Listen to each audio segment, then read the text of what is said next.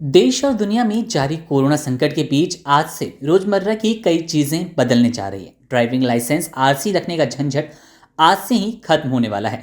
दुकानदार पुरानी मिठाई नहीं बेच सकेंगे। देश से बाहर पैसा भेजने पर टीसीएस कटेगा। साथ ही बैंकिंग और मोटर वाहन सहित अन्य नियमों में भी बदलाव होने जा रहे हैं।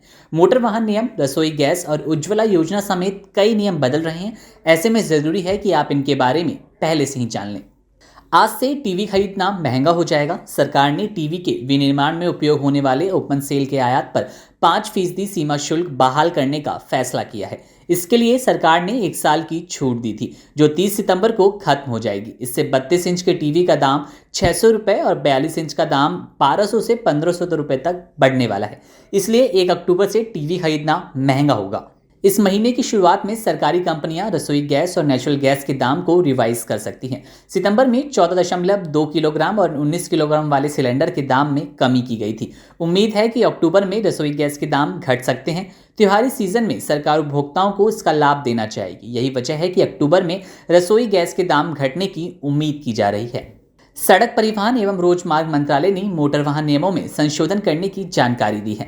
आज से वाहन संबंधी जरूरी डॉक्यूमेंट्स जैसे कि licence, registration documents, fitness certificate, permits आदि को लेकर सरकार द्वारा संचालित वेब पोर्टल के माध्यम से मेंटेन किया जा सकेगा। आप डिजिटल कॉपी दिखाकर ही काम चला सकेंगे। इस वेब पोर्टल पर लाइसेंस और रजिस्ट्रेशन के सस्पेंशन, कंपाउंडिंग और रिवोकेशन समेत ई चालान जैसे अपराधों का रिकॉर्ड भी उपलब्ध होगा।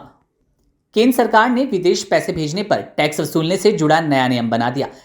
ऐसे में अगर आप विदेश में पढ़ रहे अपने बच्चे के पास पैसे भेजते हैं या किसी रिश्तेदार की आर्थिक मदद करते हैं तो रकम पर 5% टैक्स कलेक्टेड एट सोर्स का अतिरिक्त भुगतान करना होगा। फाइनेंस एक्ट 2020 के मुताबिक रिजर्व बैंक ऑफ इंडिया की लिबरलाइज्ड रेमिटेंस स्कीम के तहत विदेश पैसे भेजने वाले व्यक्ति को टीसीएस देना होगा। एलआईआर्स के तहत $2.5 लाख सालाना भेज सकते हैं, जिस पर कोई टैक्स नहीं लगता। इसी को टैक्स के दायरे में लाने के लिए टीसीएस देना होगा। सरकार की लोकप्रिय योजना प्रधानमंत्री उज्ज्वला योजना के तहत मुफ्त गैस सिलेंडर की अवधि 30 सितंबर 2020 को खत्म हो चुकी है। सरकार इस योजना के तहत गरीबों को मुफ्त एलपीजी कनेक्शन देती है। कोरोना के चलते इस योजना के तहत मुफ्त सिलेंडर भी दिया गया। इसकी तारीख को अप्रैल से सितंबर तक बढ़ाया गया। वहीं 1 अक्टूबर को गैर सब्सिडी वाले एलपीजी सिलेंडर और कमर्शियल गैस के रेट भी रिवाइज होंगे।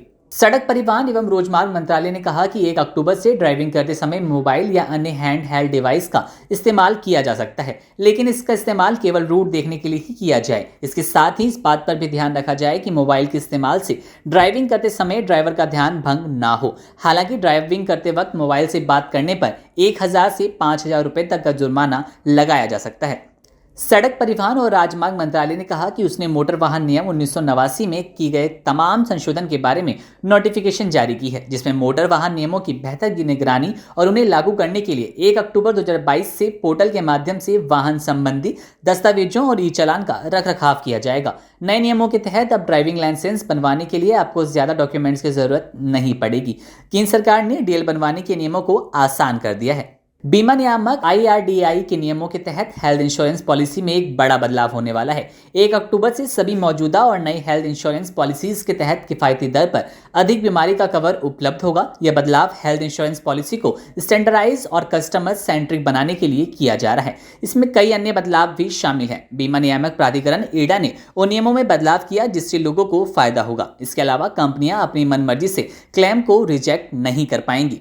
बैंक ग्राहकों को अभी घर बैठे चेक, डिमांड ड्राफ्ट, पे ऑर्डर पिक करने जैसी गैर वित्तीय सेवाएं ही मिलती हैं। इसके अलावा एफडी के ब्याज पर लगने वाले टैक्स बचाने के लिए जमा किए जाने वाले फॉर्म 15G व 15H आयकर या जीएसटी चालान पिक करने के साथ ही account statement request, term deposit रसीद की डिलीवरी की सुविधा भी ग्राहकों को घर पर ही उपलब्ध कराई जाती है। Door step banking service launch होने के बाद वित्तीय सेवाएं अक्टूबर 2020 से ही घर पर ही उपलब्ध होंगी। बाजार में बिकने वाली खुली मिठाइयों को लेकर सरकार सख्त हो गई है। अब मिठाई दुकानदार को उसके इस्तेमाल की समय सीमा बतानी होगी।